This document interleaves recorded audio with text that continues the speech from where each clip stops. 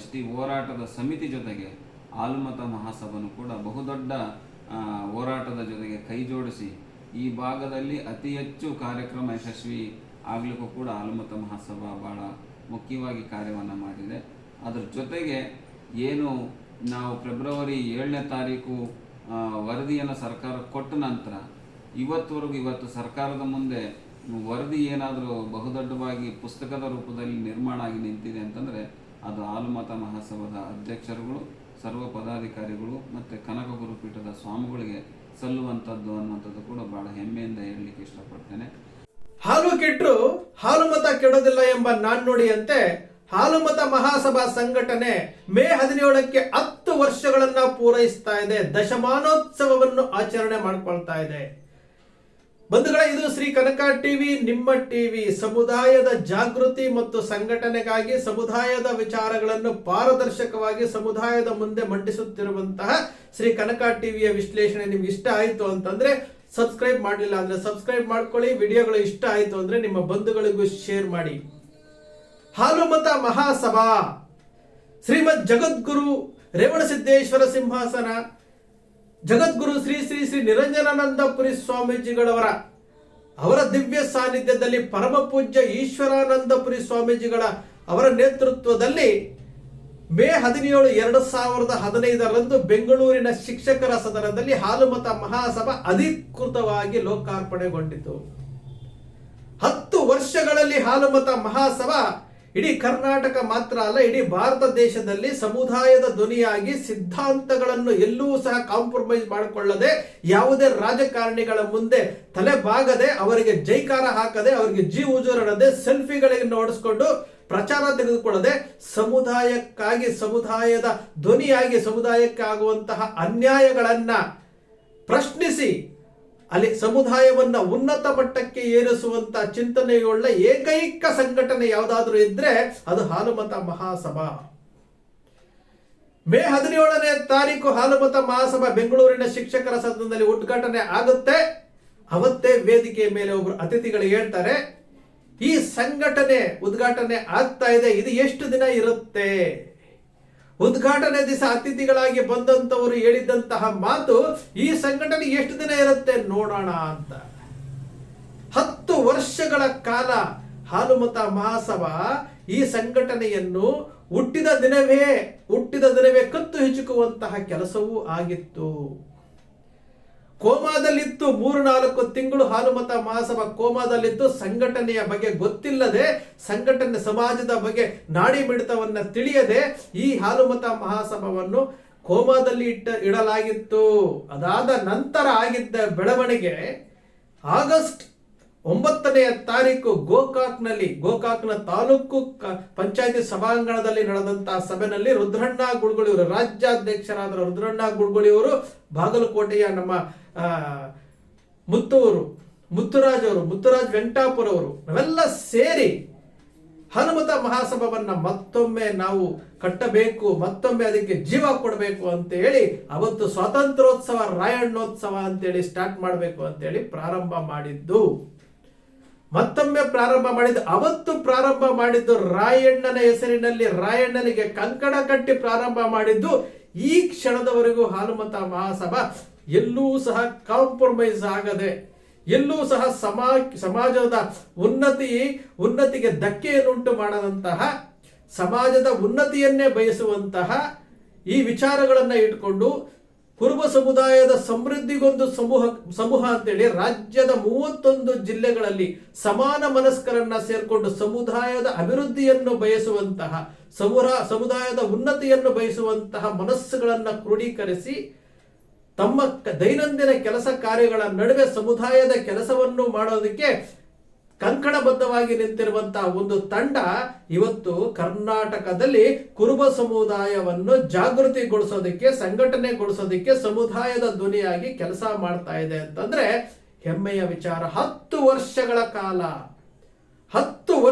ಕಾಲ ಆವತ್ತು ಮೇ 17ನೇ ತಾರೀಕು ಪ್ರಾರಂಭ ಆಗಿದ್ದು ಇವತ್ತಿನವರೆಗೂ ಹಾಲುಮತ ಮಹಾಸಭಾ ಸಂಘಟನೆಯನ್ನು ಅದನ್ನು ತುಳಿದು ಹಾಕಬೇಕು, ಅದರ ಕತ್ತು ಹಿಚಕಬೇಕು, ಅದನ್ನ ಸಾಯಿಸಬೇಕು ಅಂತೇಳಿ ಇವತ್ತಿಗೂ ಸಹ ಕುತಂತ್ರಗಳು ನಡೀತಾ ಇದೆ.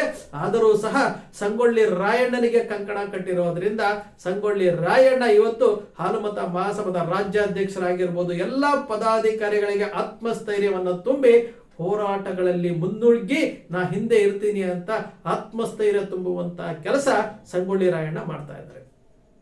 ಕೆಲವೊಂದು ವಿಚಾರಗಳನ್ನ ಕರ್ನಾಟಕದಲ್ಲಿ ಕುರುಬ ಸಮುದಾಯದ ಸಂಘಟನೆ ವಿಚಾರ ಆಗಿರ್ಬೋದು, ಕುರುಬ ಸಮುದಾಯಕ್ಕೆ ಹಲವಾರು ವಸತುಗಳನ್ನ ಕೊಟ್ಟಿರುವಂತಹ ಒಂದು ಸಂಘಟನೆ.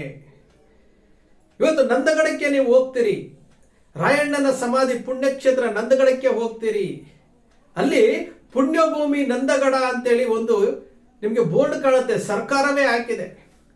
ರಾಯಣ್ಣನ ಎದುರುಗಡೆ ಸಂಗೊಳ್ಳಿ ರಾಯಣ್ಣನವರ ಜೀವನ ಚರಿತ್ರೆಯನ್ನು ಸಂಕ್ಷಿಪ್ತವಾಗಿ ಸರಳವಾಗಿ ತಿಳಿಸುವಂತ 4 ನಿಮಗೆ ಫಲಕಗಳು ಕಾಣುತ್ತೆ. ಅದನ್ನ ಮಾಡಿದ್ದು ಹಾಲುಮತ ಮಹಾಸಭಾ. ಪುಣ್ಯಭೂಮಿ ನಂದಗಡ ಅಂತೇಳಿ ನಂದಗಡಕ್ಕೆ ಬೋರ್ಡ್ ಬರೆದು ಒಂದು ಸ್ಟೀಲ್ ಪ್ಲೇಟ್ ಅಲ್ಲಿ ಬೋರ್ಡ್ ಬರೆದು ಹಾಕ್ಸಿದಕ್ಕೆ ಇವತ್ತು ಪುಣ್ಯಭೂಮಿ ನಂದಗಡ ಅಂತೇಳಿ ಸರ್ಕಾರವೇ ಅಧಿಕೃತವಾಗಿ ಘೋಷಣೆ ಮಾಡಿರುವಂತದ್ದು. ಇದು ಹಾಲುಮತ ಮಹಾಸಭಾದ ಬದ್ಧತೆಯನ್ನ ತೋರಿಸುತ್ತೆ. ಹಾಲುಮತ ಮಹಾಸಭಾ ಉಡುಪಿನಲ್ಲಿ ಏನು ಶ್ರೀಕೃಷ್ಣ ಮಠದಲ್ಲಿ ಕನಕನ ಕಿಂಡಿಯ ವಿವಾದ ಇತ್ತು, ಆ ವಿವಾದವನ್ನ ಮೇಲೆಸ್ತರಕ್ಕೆ ತೆಗೆದುಕೊಂಡು ಹೋಗುವಂತಹ ಸಮಯದಲ್ಲಿ ಅಲ್ಲಿ ಹಾಲುಮತ ಮಹಾಸಭಾ ಉಡುಪಿ ಜಿಲ್ಲೆಯ ಹಾಲುಮತ ಮಹಾಸಭಾ ಸಮಿತಿಯವರ ಸಹಯೋಗದೊಂದಿಗೆ ಅಲ್ಲಿ ಜಗದ್ಗುರು ನಿರಂಜನಾನಂದಪುರಿ ಸ್ವಾಮೀಜಿಗಳವರ ಪುರಪ್ರವೇಶ ಮಾಡ್ತೇವೆ. ಇಡೀ ಇತಿಹಾಸದಲ್ಲಿ ಉಡುಪಿ ನಗರದಲ್ಲಿ ಸಹಸ್ರಾರು ಜನ ಕುಂಭಮೇಳದೊಂದಿಗೆ ಅಲ್ಲಿ ಏನು ರಾಜಾಂಗಣದವರೆಗೂ ಮೆರವಣಿಗೆ ಮಾಡ್ಕೊಂಡು ಬಂದು ಅಲ್ಲಿ ರಾಜ್ಯ ಮಟ್ಟದ ಕನಕ ಜಯಂತ್ಯೋತ್ಸವವನ್ನು ಆಚರಣೆ ಮಾಡಿ ಪೇಜಾವರ ಶ್ರೀಗಳ ಜೊತೆ ನಮ್ಮ ಕಾಗಿನೆಲೆ ಜಗದ್ಗುರುಗಳ ನಿರಂಜನಾನಂದಪುರಿ ಸ್ವಾಮೀಜಿಗಳವರು ವೇದಿಕೆ ಹಂಚಿಕೊಳ್ತಾರೆ. ಅಲ್ಲಿ ಕನಕನ ಕಿಂಡಿಯ ವಿಚಾರ ಪ್ರಸ್ತಾಪ ಆಗುತ್ತೆ. ಅವಾಗ ಪೇಜಾವರ ಶ್ರೀಗಳು ಹೇಳ್ತಾರೆ, ಇದು ಕನಕನ ಕಿಂಡಿಯೇ, ಇದು ನವಗ್ರಹ ಕಿಂಡಿ ಅಲ್ಲ, ಕನಕನ ಕಿಂಡಿಯೇ. ಯಾರಾದ್ರೂ ನವಗ್ರಹ ಕಿಂಡಿ ಅಂತಂದ್ರೆ ನಾನೇ ಮುಂದೆ ನಿಂತು ಹೋರಾಟ ಮಾಡ್ತೀನಿ ಅಂತ ವೇದಿಕೆ ಮೇಲೆ ಬಹಿರಂಗವಾಗಿ ಹೇಳ್ತಾರೆ. ಇದು ಸಹ ಹಾಲುಮತ ಮಹಾಸಭಾದ ಮತ್ತೊಂದು ದಿಟ್ಟ ಹೆಜ್ಜೆ. ಕೊಪ್ಪಳ ಜಿಲ್ಲೆಯಲ್ಲಿ ಎಲ್ಲಾ ಲಿಂಗರ ರೈಲ್ವೆ ಹಳಿಯ ಮೇಲೆ ಕೊಲೆ ಮಾಡಿ ಆಗ್ತದೆ. ಅವತ್ತು ಕೊಪ್ಪಳ ಜಿಲ್ಲೆನಲ್ಲಿ ಎಲ್ಲಾ ಲಿಂಗನಿಗೆ ಅನ್ಯಾಯ ಆಗಿದೆ, ಅದಕ್ಕೆ ನ್ಯಾಯ ದೊರಕಿಸಿಕೊಡ್ಬೇಕು ಅಂತೇಳಿ ಪ್ರಪ್ರಥಮವಾಗಿ ಸಮಾಜದ ವತಿಯಿಂದ ಹೋರಾಟ ಮಾಡಿದ್ದು ಇದೇ ಹಾಲುಮತ ಮಹಾಸಭಾ. ಬಹಳಷ್ಟು ವಿಚಾರಗಳು. ಕಾಗಿನೆಲೆಯಲ್ಲಿ ಕುರುಬರ ಮಹಾ ಅಧಿವೇಶನ ಮಾಡ್ತೇವೆ. ಕುರುಬರ ಮಹಾ ಅಧಿವೇಶನ 2017 ಆಗಸ್ಟ್ 10ನೇ ತಾರೀಕು ಮಹಾ ಅಧಿವೇಶನ ಆಗುತ್ತೆ. 31 ಜಿಲ್ಲೆಯಲ್ಲಿರುವಂತಹ ಸಮುದಾಯದವ್ರನ್ನ ಕರೆಸ್ಕೊಂಡು ಬಂದು ಅಲ್ಲಿ 2ನೇ ಹಂತದ ನಾಯಕರನ್ನ ತಯಾರು ಮಾಡಬೇಕು ಎಂಬ ಒಂದು ಪ್ರಯತ್ನದಿಂದ ಕುರುಬರ ಮಹಾ ಅಧಿವೇಶನ ಆಗುತ್ತೆ. ಜಗದ್ಗುರು ನಿರಂಜನಾನಂದಪುರಿ ಅವರ ನೇತೃತ್ವದಲ್ಲಿ ಒಂದು ಮೆರವಣಿಗೆ ಆಗುತ್ತೆ, ಒಂದು ಕಾರ್ಯಕ್ರಮ ಆಗುತ್ತೆ, ಕುರುಬರ ಮಹಾ ಅಧಿವೇಶನ. ಇದೂ ಸಹ ಒಂದು ದಿಟ್ಟ ಹೆಜ್ಜೆ. ಸಮುದಾಯಕ್ಕೆ ಏನು ಬೇಕು, ST ಮೀಸಲಾತಿಯಲ್ಲಿ ಸಮುದಾಯಕ್ಕೆ ಎಲ್ಲಿ ಅನ್ಯಾಯ ಆಗಿದೆ, 86ರಲ್ಲಿ ಏನಾಗಿತ್ತು, ಬ್ರಿಟಿಷರ ಕಾಲದಲ್ಲಿ ಏನಾಗಿತ್ತು, 77ರಲ್ಲಿ ಏನಾಗಿತ್ತು, 91ರಲ್ಲಿ ಏನಾಯಿತು, ಯಾಕೆ ಕೈ ತಪ್ಪೋಯ್ತು ಅನ್ನೋ ವಿಚಾರಗಳನ್ನ ಹಾಲುಮತ ಮಹಾಸಭಾದ ರುದ್ರಣ್ಣ ಗುಳ್ಗುಳಿಯವರು ಮತ್ತು ತಂಡದವರು ಜಗದ್ಗುರುಗಳ ಜೊತೆ ಕುತ್ಕೊಂಡು ಚರ್ಚೆ ಮಾಡಿ ಎಲ್ಲಾ ದಾಖಲೆಗಳನ್ನು ತೆಗೆದುಕೊಂಡ್ಬಂದು ಯಾರ್ಯಾರು ಅದನ್ನು ಹೋರಾಟ ಮಾಡ್ತಿದ್ರು ಏನೇನು ಅಂತೆಲ್ಲ ವಿಚಾರಗಳನ್ನು ತೆಗೆದುಕೊಂಡು ಬಂದು ನವೆಂಬರ್ 15ನೇ ತಾರೀಕು 2015 ಬಾಗಲಕೋಟೆ ಅಂಬೇಡ್ಕರ್ ಭವನದಲ್ಲಿ ST ಮೀಸಲಾತಿ ನಮ್ಮ ಹಕ್ಕು ಅಂತೇಳಿ ಸಂವಾದ ಅಂತ ಒಂದು ಕಾರ್ಯಕ್ರಮದ ಮೂಲಕ ST ಮೀಸಲಾತಿಗೆ ಚಾಲನೆ ಕೊಡಲಾಗುತ್ತೆ. ಅವತ್ತು ಬಾಗಲಕೋಟೆ ಜಿಲ್ಲೆಯ ನಮ್ಮ ಮುತ್ತುರಾಜ್ ವೆಂಕಟಾಪುರ ಅವರು ಇವತ್ತು ನಮ್ಮ ಜೊತೆಗೆ ಇಲ್ಲ. ಅವರು ಇವತ್ತು ಹಾಲುಮತ ಮಹಾಸಭಾ ಇಷ್ಟು ಗಟ್ಟಿಯಾಗಿದೆ, ಇಷ್ಟು ಕೆಲಸ ಮಾಡ್ತಾ ಇದೆ ಅಂತಂದ್ರೆ ಮುತ್ತುರಾಜ್ ವೆಂಕಟಾಪುರ ಅವರ ಕಾರ್ಯ ಇದೆಯಲ್ಲ, ಅವರ ತೊಡಗುವಿಕೆ ಇತ್ತಲ್ಲ, ಅದು ಸಹ ಇವತ್ತು ನಾವು ಅವರನ್ನು ನೆನಪಿಸ್ಕೊಳ್ಬೇಕು. 10 ವರ್ಷದ ದಶಮಾನೋತ್ಸವದಲ್ಲಿ ಅವರಿಗೆ ನಾವು ಚಿರಋಣಿಗಳಾಗಿರಬೇಕು. ಅವತ್ತು ಬಾಗಲಕೋಟೆನಲ್ಲಿ ಸಮುದಾಯದ ಈ ನಾಯಕರುಗಳನ್ನ ಸೇರಿಸಿ, ಯುವಕರನ್ನ ಸೇರಿಸಿ ಆ ST ಮೀಸಲಾತಿಯ ಅವತ್ತು ಸಂವಾದದ ಮೂಲಕ ಚಾಲನೆ ಕೊಟ್ಟಿದ್ದು ಇದೇ ಹಾಲುಮತ ಮಹಾಸಭಾ. ಅದಾದ ನಂತರ ಚಿಕ್ಕೋಡಿನಲ್ಲಿ ಆಗುತ್ತೆ, ಅದಾದ ನಂತರ ಗದಗ, ಬೇರೆ ಬೇರೆ ಜಿಲ್ಲೆಗಳಲ್ಲಿ ಪೂರ್ವಭಾವಿ ಸಭೆಗಳಾಗುತ್ತೆ. ಚಾಮರಾಜನಗರ ಜಿಲ್ಲೆಯ ಕೊಳ್ಳೇಗಾಲದಲ್ಲೂ ಸಹ ST ಮೀಸಲಾತಿ ನಮ್ಮ ಹಕ್ಕು ಅಂತೇಳಿ ತಹಸೀಲ್ದಾರ್ಗೆ ಮನವಿ ಕೊಡೋದ್ರಿಂದ ಪ್ರಾರಂಭ ಮಾಡಿಕೊಂಡು ಇಡೀ ರಾಜ್ಯಾದ್ಯಂತ ಕುರುಬರಿಗೆ ST ಮೀಸಲಾತಿಯಲ್ಲಿ ಅನ್ಯಾಯ ಆಗಿದೆ, ಯಾಕೆ ಆಗಿದೆ, ಯಾವ ರೀತಿ ಆಗಿದೆ ಅನ್ನೋ ವಿಚಾರವನ್ನ ಪೂರ್ವಭಾವಿ ಸಭೆಗಳ ಮೂಲಕ ಹೇಳಿ ಗ್ರಾಮ ಮಟ್ಟದಲ್ಲಿ ಬೆಳಗಾವಿಯಲ್ಲಿ ನವೆಂಬರ್ 6ನೇ ತಾರೀಕು 2016ರಲ್ಲಿ ಪಕ್ಕಾ ಕುರುಬರ ಸಮಾವೇಶ ಮಾಡ್ತೀವಿ. ಸ್ವಾಭಿಮಾನಿ ಕುರುಬರ ಸಮಾವೇಶ ಆಯೋಜನೆ ಆಗುತ್ತೆ. ST ಮೀಸಲಾತಿಗಾಗಿ ಸ್ವಾಭಿಮಾನಿ ಸಮಾವೇಶ ಯಾವ ರೀತಿ ಇತ್ತು ಇವತ್ತಿನವರೆಗೂ ಬಹುಶಃ ಇದು ಇತಿಹಾಸ ಆಯ್ತದು. ಯಾವ ರೀತಿ ಇತಿಹಾಸ ಆಯ್ತು ಅಂತಂದ್ರೆ, ವೇದಿಕೆಯ ಮೇಲೆ ಒಬ್ಬನೇ ಒಬ್ಬ ರಾಜಕಾರಣಿಯನ್ನ ಕೂರಿಸಲಿಲ್ಲ. ನಾವು ಕೂರಿಸಲಿಲ್ಲ. ವೇದಿಕೆಯ ಮೇಲೆ ಕೂತಿದ್ದಂಥವರು ವಿದ್ಯಾರ್ಥಿಗಳು, ಕುರಿಗಾಹಿಗಳು, ಮಹಿಳೆ ಸಮಾಜದ ಪರಮ ಪೂಜ್ಯರುಗಳು, ಡಾಕ್ಟರ್ ಅಮೆರಿಕಾ ನಾಗರಾಜ್ ಅವರು, ನಿವೃತ್ತ ಜಸ್ಟಿಸ್ ಆಗಿರುವಂತಹ TH ಅವಿನ್ ಅವರು, ಇಂಥವರ ಕೈಯಿಂದ ನಾವು ಸಾವಿರಾರು ಜನ, ಹೆಚ್ಚು ಕಡಿಮೆ ಬೆಳಗಾವಿ ಜಿಲ್ಲೆಯಲ್ಲಿ ಒಂದು ಇತಿಹಾಸ ನಿರ್ಮಾಣ ಮಾಡಿದ್ದು ಯಾವುದಾದ್ರೂ ಒಂದು ಕಾರ್ಯಕ್ರಮ ಇತ್ತು ಅಂತಂದ್ರೆ ಇವತ್ತಿನವರೆಗೂ ದಾಖಲೆ ಮುರಿಯದಂತಹ ಒಂದು ಕಾರ್ಯಕ್ರಮ ಪಕ್ಕಾ ಕುರುಬರ ಸಮಾವೇಶ ಬೆಳಗಾವಿನಲ್ಲಿ ನಡೆದಿರುವಂತದ್ದು. ಆವತ್ತು ಪ್ರಾರಂಭ ಆಗಿ ಅವತ್ತಿನ ಜನಮತದ ಮೂಲಕ ಅವತ್ತಿನ ಮುಖ್ಯಮಂತ್ರಿ ಆಗಿದ್ದಂತಹ ಸಿದ್ದರಾಮಯ್ಯನವರಿಗೆ ಕುರುಬರಿಗೆ ST ಮೀಸಲಾತಿಯಲ್ಲಿ ಅನ್ಯಾಯ ಆಗಿದೆ, ST ಮೀಸಲಾತಿ ಕೊಡಿ ಸಿದ್ದರಾಮಯ್ಯನವರೇ ಅಂತೇಳಿ, ಮುಖ್ಯಮಂತ್ರಿಗಳೇ ಅಂತೇಳಿ ಅವತ್ತು ಬಹಿರಂಗ ವೇದಿಕೆಯ ಮೂಲಕ ನಾವು ಕರೆ ಕೊಟ್ಟಿರುವಂತದ್ದು. ಜನಮತದ ಕೂಗು ಅವತ್ತು ಸಿದ್ದರಾಮಯ್ಯನವರ ನೇತೃತ್ವದ ಸರ್ಕಾರಕ್ಕೆ ತಲುಪಿ ಅವತ್ತು ಬೆಳಗಾವಿ ಜಿಲ್ಲೆಯ ಸರ್ಕ್ಯೂಟ್ ಹೌಸ್ ನಲ್ಲಿ ಮೊದಲ ಸಭೆ ಆಗುತ್ತೆ. ಅದಾದ ನಂತರ ಫೆಬ್ರವರಿವರೆಗೂ ಕಾಯ್ತೇವೆ. ಫೆಬ್ರವರಿನಲ್ಲಿ ಸರ್ಕಾರ ಸ್ಪಂದಿಸೋದಿಲ್ಲ ಅಂತ ಗೊತ್ತಾದಾಗ ಬೆಂಗಳೂರಿನಲ್ಲಿ ಫೆಬ್ರವರಿ 27ನೇ ತಾರೀಕು ಬೆಂಗಳೂರಿನ ಫ್ರೀಡಂ ಪಾರ್ಕ್ ಅಲ್ಲಿ 1 ದಿನದ ಸಾಂಕೇತಿಕ ಧರಣಿ ಆಗುತ್ತೆ. ಅದಾದ ನಂತರ ಸರ್ಕಾರ ಅಧಿಕೃತವಾಗಿ ಹಾಲುಮತ ಮಹಾಸಭಾದ ಪದಾಧಿಕಾರಿಗಳಿಗೆ ಆಹ್ವಾನ ಕೊಟ್ಟು ಗೃಹ ಕಚೇರಿ ಕೃಷ್ಣದಲ್ಲಿ ಮೇ 27ನೇ ತಾರೀಕು ಕುರುಬರ ST ಮೀಸಲಾತಿಗಾಗಿ ಸಬ್ಜೆಕ್ಟ್ ಅನ್ನ ಇಟ್ಟುಕೊಂಡು ಅವತ್ತು ಮುಖ್ಯಮಂತ್ರಿಗಳು 45 ನಿಮಿಷಗಳ ಕಾಲ ಮಾತನಾಡ್ತಾರೆ. ಇದು ಹಾಲುಮತ ಮಹಾಸಭಾದ ಹೆಗ್ಗಳಿಕೆ. ಸಮುದಾಯಕ್ಕೆ ಏನ್ ಬೇಕು, ಯಾಕೆ ಅನ್ಯಾಯ ಆಗಿದೆ, ಸಮುದಾಯ ಯಾತಕ್ಕೆ ಹಿಂದುಳಿದಿದೆ, ಸಮುದಾಯಕ್ಕೆ ಮೀಸಲಾತಿ ಯಾವ ರೀತಿ ತಪ್ಪಿತು ಅನ್ನೋ ವಿಚಾರವನ್ನ ಅವತ್ತು ಮುಖ್ಯಮಂತ್ರಿಗಳಿಗೆ ಮನವರಿಕೆ ಮಾಡಿಕೊಡೋದಕ್ಕೆ ಹಾಲುಮತ ಮಹಾಸಭಾದ ತಂಡ ಗೃಹ ಕಚೇರಿ ಕೃಷ್ಣದಲ್ಲಿ ಹೋಗಿತ್ತು. ಅವತ್ತು ಸಿದ್ದರಾಮಯ್ಯನವರು ಹೇಳಿದಿಷ್ಟೇ, ಸಮುದಾಯಕ್ಕೆ ST ಮೀಸಲಾತಿಯನ್ನ ವಿಸ್ತಾರ ಮಾಡೋದ್ರಲ್ಲಿ ನಂದೇನು ಆಕ್ಷೇಪಣೆ ಇಲ್ಲ, ಆದ್ರೆ ಪರ್ಸೆಂಟೇಜ್ ಜಾಸ್ತಿ ಮಾಡಬೇಕು. ತಮಿಳುನಾಡಿನಲ್ಲಿರುವ ರೀತಿಯಲ್ಲಿ 69% ಇದೆ, ನಾನು ಪರ್ಸೆಂಟೇಜ್ 70% ಮಾಡಿ ಖಂಡಿತವಾಗ್ಲೂ ನಾವು ಸೇರಿಸ್ತೀನಿ, ನಿಮ್ಮ ಜೊತೆ ಇದ್ದೀವಿ ಅಂತೇಳಿ ಅವತ್ತು ಹೇಳಿದ್ದಂಥದ್ದು. ಅವತ್ತಿನಿಂದ ಪ್ರಾರಂಭ ಆಗಿದ್ದಂತ ST ಮೀಸಲಾತಿಯ ವಿಚಾರದಲ್ಲಿ ಶ್ರೀ ರುದ್ರಣ್ಣ ಗುಳುಗುಳಿಯವರು ಜಗದ್ಗುರು ನಿರಂಜನಾನಂದಪುರಿ ಸ್ವಾಮೀಜಿಗಳವರ ಸಹಯೋಗದೊಂದಿಗೆ ಆಂತರಿಕವಾಗಿ ಕುರುಬ ಸಮುದಾಯಕ್ಕೆ ST ಮೀಸಲಾತಿ ಸಿಗಲೇಬೇಕು ಅಂತ ಹೋರಾಟ ಮಾಡಿದ್ದು, ಸಮ್ಮಿಶ್ರ ಸರ್ಕಾರದಲ್ಲಿ ಕುಲಶಾಸ್ತ್ರೀಯ ಅಧ್ಯಯನವನ್ನ ಚಾಲನೆ ಕೊಟ್ಟು ಅವತ್ತು ಆದೇಶ ಪ್ರಾರಂಭ ಮಾಡಿ ಅಲ್ಲಿ ಕಾಗಿನೆಲೆಯಿಂದ ಪ್ರಾರಂಭ ಆಗಿದ್ದು. ಅದಾದ ನಂತರ ಮಾರ್ಚ್ 24ನೇ ತಾರೀಕು ಕ್ಯಾಬಿನೆಟ್ಗೆ ತರುವವರೆಗೂ ಶ್ರೀ ರುದ್ರಣ್ಣ ಗುಳುಗುಳಿಯವರು ಮತ್ತು ತಂಡದವರು ಮತ್ತು ಜಗದ್ಗುರುಗಳ ಅವರ ಮಾರ್ಗದರ್ಶನದಲ್ಲಿ ನಡೀತಲ್ಲ, ಇದೆಲ್ಲವೂ ಸಹ ಇತಿಹಾಸ. ಯಾಕೆ ವಿಚಾರವನ್ನ ಹಾಲುಮತ ಮಹಾಸಭಾ ಎಷ್ಟು ಕಾರ್ಯಕ್ರಮಗಳನ್ನ ಮಾಡಿದೆ, ವಸತ ಕಾರ್ಯಕ್ರಮಗಳು ಮಾಡಿದೆ ಅಂತಂದ್ರೆ ನೂರಾರು. ಅದರ ಬಗ್ಗೆ ಹೇಳ್ಕೊಂಡೋದ್ರೆ 2 ದಿನ ಬೇಕಾಗುತ್ತೆ. ಅಷ್ಟು ಕಾರ್ಯಕ್ರಮಗಳನ್ನ ಸಂಗೊಳ್ಳಿ ರಾಯಣ್ಣನ ವಿಚಾರದಲ್ಲಿ ಇವತ್ತು ಸಂಗೊಳ್ಳಿ ರಾಯಣ್ಣನ ವಿಗ್ರಹಗಳು ಇವತ್ತು ಹಳ್ಳಿನಲ್ಲಿ ಗ್ರಾಮ ಮಟ್ಟದಲ್ಲಿ ಇವತ್ತು ಪ್ರತಿಷ್ಠಾಪನೆ ಆಗ್ತಾ ಇದೆ, ಸರ್ಕಲ್ಗೂ ಪ್ರತಿಷ್ಠಾಪನೆ ಆಗ್ತಾ ಇದೆ ಅಂತಂದ್ರೆ ಅದಕ್ಕೆ ಸಂಗೊಳ್ಳಿ ರಾಯಣ್ಣನಿಗೆ ಕಂಕಣ ಕಟ್ಟಿ ಪ್ರಾರಂಭ ಮಾಡಿದಂತಹ ಹಾಲುಮತ ಮಹಾಸಭಾದ ಅಭಿಯಾನ.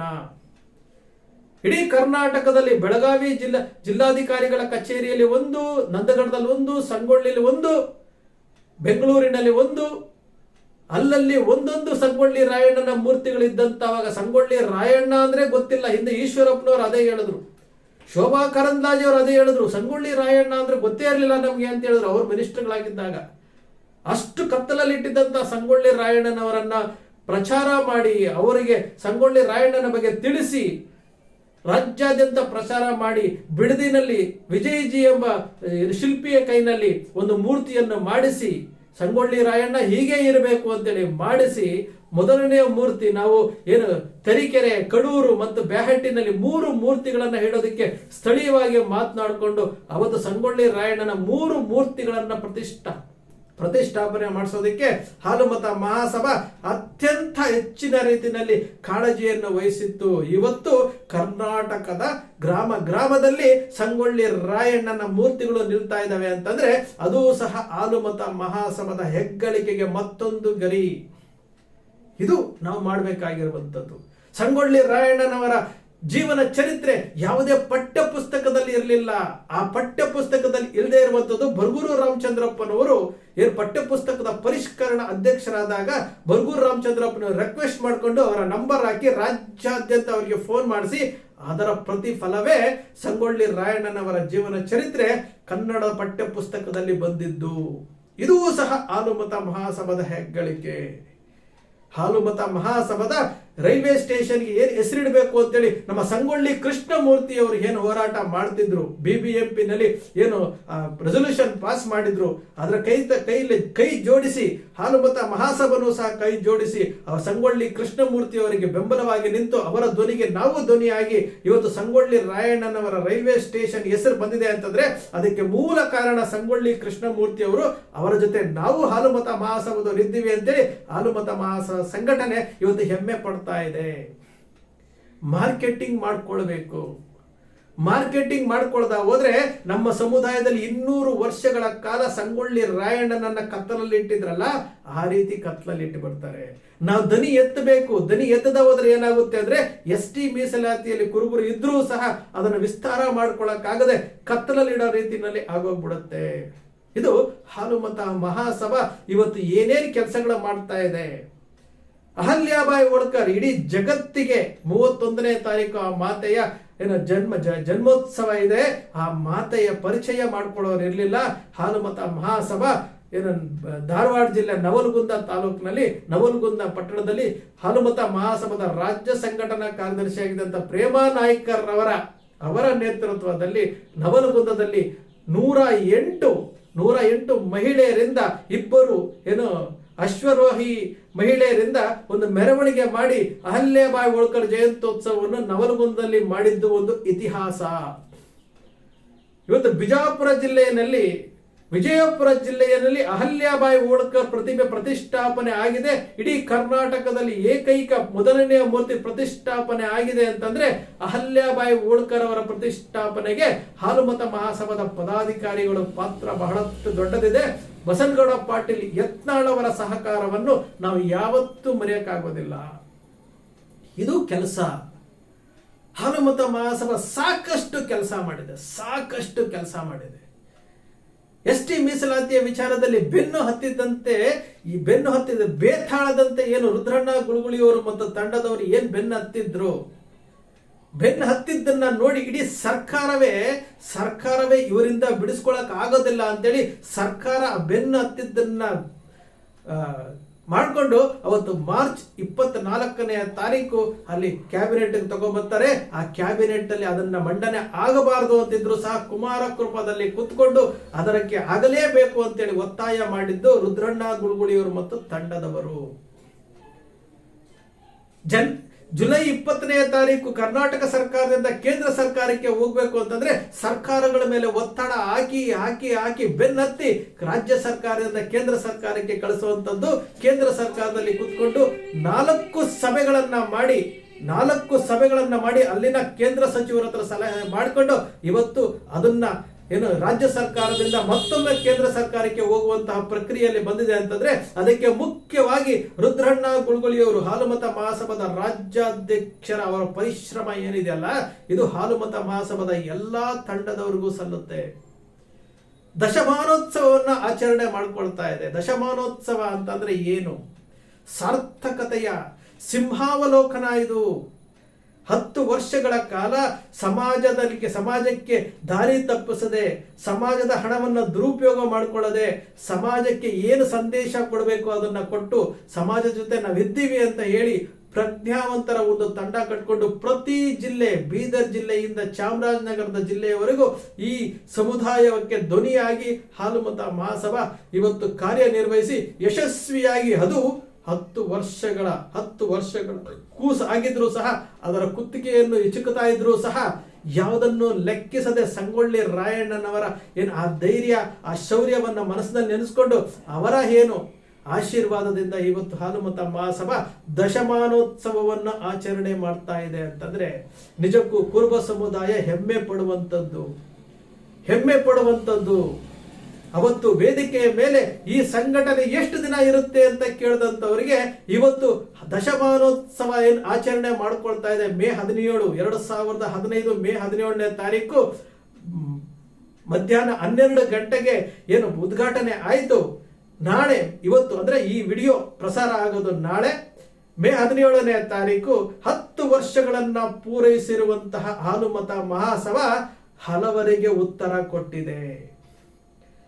ಬಹುಶಃ ಭಾರತದ ಇತಿಹಾಸದಲ್ಲಿ ಒಂದು ಸಂಘಟನೆ, ಯಾವುದೇ ಸಂಘಟನೆಗಳಾಗಿರ್ಬೋದು, ಅದು ಕುರುಬ ಸಮುದಾಯದ ಸಂಘಟನೆ ಆಗಿರ್ಬೋದು, ಬೇರೆ ಬೇರೆ ಸಂಘಟನೆಗಳಾಗಿರ್ಬೋದು, ಬೇರೆ ಬೇರೆ ಹೋರಾಟಗಳಿರ್ಬೋದು, ಒಂದೇ ಸಿದ್ಧಾಂತದಲ್ಲಿ ಪಾರದರ್ಶಕವಾಗಿ ಒಂದೇ ಸಿದ್ಧಾಂತದಲ್ಲಿ ಎಲ್ಲೂ ಸಹ ತಲೆ ಭಾಗಿಸದೆ ಈ ಸಂಘಟನೆ ಈ ರೀತಿಯಾಗಿ ತೆಗೆದುಕೊಂಡು ಹೋಗ್ತಾ ಇದೆ. ಟೀಕೆ ಟಿಪ್ಪಣಿಗಳನ್ನ ನಮ್ಮವರೇ ನಮ್ಮ ಕಾಲು ಇಳಿತಾ ಇದ್ರು ಸಹ ಅದನ್ನ ಮನಸ್ಸಿನಲ್ಲಿ ಇಟ್ಕೊಂಡು ಸಮುದಾಯಕ್ಕೆ ಒಳ್ಳೆಯದಾಗಬೇಕು ಅನ್ನೋ ಒಂದು ಕಾರಣಕ್ಕೋಸ್ಕರವಾಗಿ ಎಲ್ಲವನ್ನೂ ಸಹಿಸಿಕೊಂಡು ಸಮುದಾಯದ ಧ್ಯೇಯವನ್ನ ಯಾವತ್ತೂ ಬಿಡಬಾರದು, ಗುರಿಯನ್ನ ಬಿಡಬಾರದು. ಸಮುದಾಯದ ಧ್ಯೇಯಗಳು, ಸಮುದಾಯದ ಗುರಿಯನ್ನ ಜನರಿಗೆ ತಲುಪಿಸಬೇಕು.